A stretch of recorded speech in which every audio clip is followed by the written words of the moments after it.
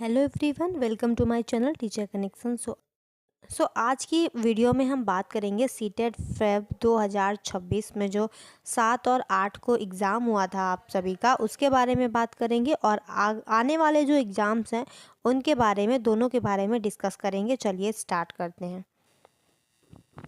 सबसे पहली बात है कि जो सीटेट फरवरी का एग्ज़ाम हुआ है, 7 और 8 फरवरी का एग्ज़ाम, तो ये आप लोगों का कैसा गया। जो भी चैनल से जुड़े हुए थे या जो भी स्टूडेंट्स नए जुड़ते हैं चैनल से, वो सब ज़रूर बताएं। तो जो मैंने पेपर देखे हैं उसके अकॉर्डिंग बताएं तो पेपर पहले से थोड़ा सा डिफरेंट आ रहे हैं और ज़्यादा लेंदी हो गया है और कंसेप्ट बेस्ड जो एग्ज़ाम है वो हो रहा है। रट्टा मारने वाला बिल्कुल कोई सिस्टम अब सीटेट में नहीं रह गया है, या केवल मैराथन से काम चल जाएगा, ऐसा कुछ भी अब नहीं रहा है। आपको प्रॉपर पूरा सिलेबस कंप्लीट करना पड़ेगा, प्रिपरेशन करनी पड़ेगी, पीवाईक्यू प्रैक्टिस करने पड़ेंगे, उसके बाद ही आप एग्ज़ाम में अच्छा कर पाएंगे। तो जो 7 फेब का एग्ज़ाम था वो थोड़ा सा ठीक लगा था, उसमें टैग वर्ड्स का भी काफ़ी यूज़ हुआ था। और जो 8 फेब का एग्ज़ाम था उसमें उन्होंने थोड़ा सा उसको और ज़्यादा लेंदी बनाया, क्वेश्चंस को घुमाया बहुत ज़्यादा था। तो इस तरीके से 8 वाला तो थोड़ा मुझे लग रहा था कि डिफ़िकल्ट है, तो हो सकता है कि नॉर्मलाइजेशन भी हो। तो मेरे अकॉर्डिंग तो यही रहा है। तो अब बहुत सारे बच्चे होंगे जिनका जो सीटेट है वो निकल भी रहा होगा। आप सब ने आंसर की मैच की होगी, तो अभी ऑफिशियल आंसर की का थोड़ा सा वेट कर लेते हैं। और बाकी तो 2-4 नंबर हो सकता है इधर उधर हो। अगर आपके मार्क्स 100 बन रहे हैं या 100 प्लस बन रहे हैं तो आप बिल्कुल सेफ, आपका जो सीटेट है वो बिल्कुल पास है, आप ये मान कर चलिए। और इसके साथ साथ अब आप आगे क्या करेंगे, तो अगर आपको लगता है, जो मतलब जो भी स्टूडेंट्स हैं जिनको लगता है कि उनके 100 मार्क्स बन रहे हैं या 100 प्लस मार्क्स बन रहे हैं, तो अगर उनको ऐसा लगता है तो मतलब जो जनरल कैटेगरी से आते हैं वो क्या होता है, 90 मार्क्स पर पासिंग होता है। अगर उनके 90 नंबर हैं तो वो पास होते हैं। और जो SC ST वाले होते हैं उनका जो पासिंग मार्क्स होता है वो 82 होता है। तो अगर 82 उनके मार्क्स हैं, मतलब 82 मार्क्स होते हैं, तो ये पासिंग मार्क्स है। तो आप ये देख लीजिए कि 82 से 4-5 नंबर ज़्यादा ही आपके बन रहे हो और 90 से भी 4-5 नंबर आपके ज़्यादा ही बन रहे हो जो जनरल कैटेगरी से हैं। तो अपनी कैटेगरी से आप देख सकते हैं कि आपके मार्क्स किस तरीके से बन रहे हैं, वैसे ही आप डिसाइड कर सकते हैं। अगर आपके जो पासिंग मार्क्स की जो ये रखी गई है, मतलब जो 82 और 90 है, अगर इसमें 5-5 प्लस भी नंबर आपके हो रहे हैं तो आप समझिए आप सेफ स्कोर है आपका और आप सीटेट पास हो जाएंगे।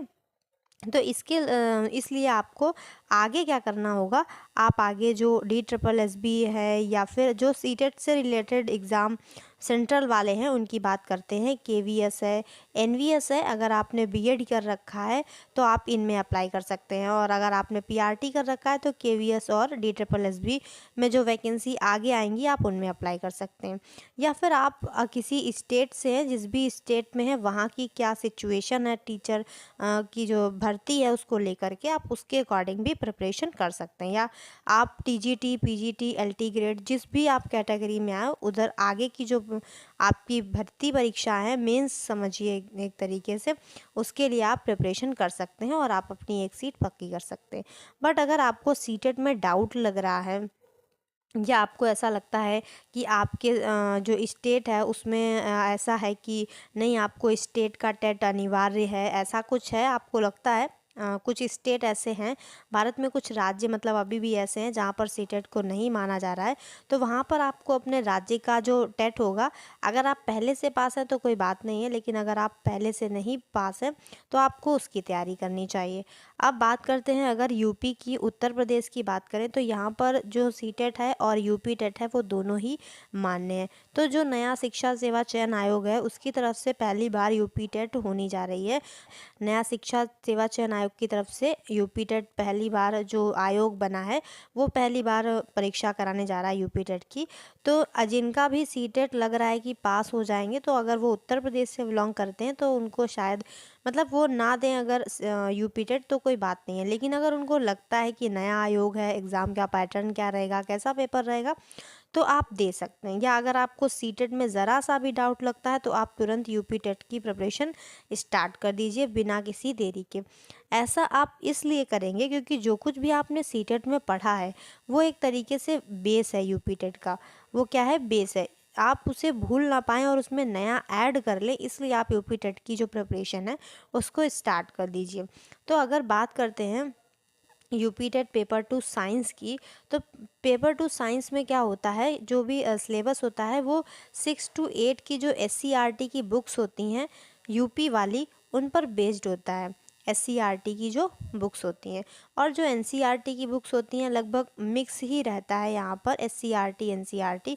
तो अब आपने सीटेट के लिए अगर पेपर 2 की प्रिपरेशन की होगी तो आपने NCERT पढ़ी होगी, तो समझिए वो आपका एक तरीके से बेस है। बस आपको थोड़ा सा अच्छे से यहाँ पर फोकस करना है, क्योंकि यहाँ पर वन लाइनर के टाइप क्वेश्चन आते हैं, मतलब छोटे क्वेश्चन आते हैं बट बहुत ज़्यादा कॉन्सेप्ट वाले एप्लीकेशन बेस्ड क्वेश्चन आते हैं। तो इस तरीके के क्वेश्चन यहाँ पर देखने को मिलते हैं। तो आपको अभी से अपनी प्रिपरेशन जो है वो स्टार्ट कर देनी चाहिए। जो एग्ज़ाम है यूपी टेट का वो जुलाई में होगा, जुलाई 2026 में इसका एग्ज़ाम होने वाला है। स्टार्टिंग में ही 2, 3, 4 जुलाई को जो भी डेट रहेगी। तो इसके लिए भी आपको अभी से प्रिपरेशन स्टार्ट कर देनी चाहिए बिना किसी देरी के। तो ये हो गया जो भी लोगों का सीटेट है, अगर वो उनका सीटेट का एग्ज़ाम दिया है जिन्होंने, वो आगे क्या करेंगे, ये सारी बात हो गई। तो अब आप लोग खुद बताइए, आप कमेंट कीजिए कि आप लोग अब आगे क्या करने वाले हैं, या आपका कोई डाउट है, किसी का OMR गलत हो गया है या कुछ भी है, तो वो सब आप एक साइड करके अपनी पढ़ाई पर फोकस कीजिए, क्योंकि वो तो आपको रिज़ल्ट के बाद ही पता चल पाएगा। और तब वहाँ पर आप थोड़ा बहुत करेक्शन कर सकते हैं, ईमेल वगैरह के थ्रू आप उसको सही भी करा सकते हैं। ऐसा नहीं है कि सारी चीज़ें सही नहीं हो सकती। आपका जो भी गलत हुआ है, अगर आपके रिज़ल्ट में गड़बड़ आती है तो आप ईमेल करके बाद में सही करा सकते हैं उसको।